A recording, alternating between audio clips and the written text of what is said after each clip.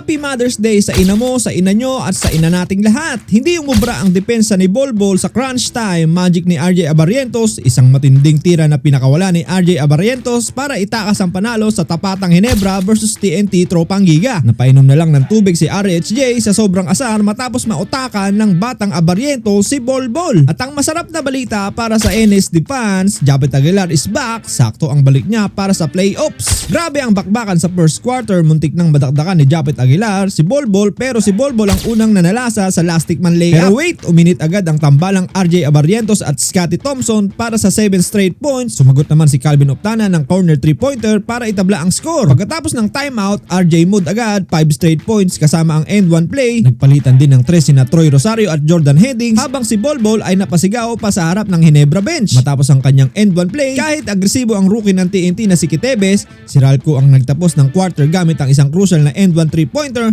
lamang ang Kings 29-26. Tuloy ang ratsyada ng Ginebra sa second quarter, naginid agad si Isaac Ko sa kanyang 5-point run at sa 3 ni Ralph Ko, tuloy nang namaga ang lead ng Gene Kings. Hindi naman nagpapi ang The Blur Jason Castro na nagpaulan ng magkasunod na 3 para sa TNT. Sa defensive end, naging no-fly zone ang ring dahil sa back-to-back blocks ni Bolbol kay Ken Marcarino, pero hindi hinayaan ni na Brownlee at Torres na makalapit ang kalaban matapos silang sumagot ng magkasunod na 3. Dagdagan pa ang sakit sa ulo ng TNT nang maisaan ni Scottie Thompson si Ray ng batak sa poste, habang si Carino ay bumanat na rin ng 3 sa huling minuto. Sinubukan pang bumawi ni Bolbol gamit ang isang monster dunk at sinundan ng 3 ni Optana, pero bigo silang ibaba ang double digit lead. Baon ng Ginebra ang lamang 56-45. Mainit ang simula ng third quarter, nabiktima rin si JB matapos ang supalpal ni Bolbol na sinundan pa ng isang end 1 play laban kay Scottie Thompson. Kitang-kita ang tensyon kay Bolbol habang sumisigaw sa selebrasyon ang TNT import. Gayunpaman, mabilis ang sagot ng Ginebra sa pamamagitan ng 7-0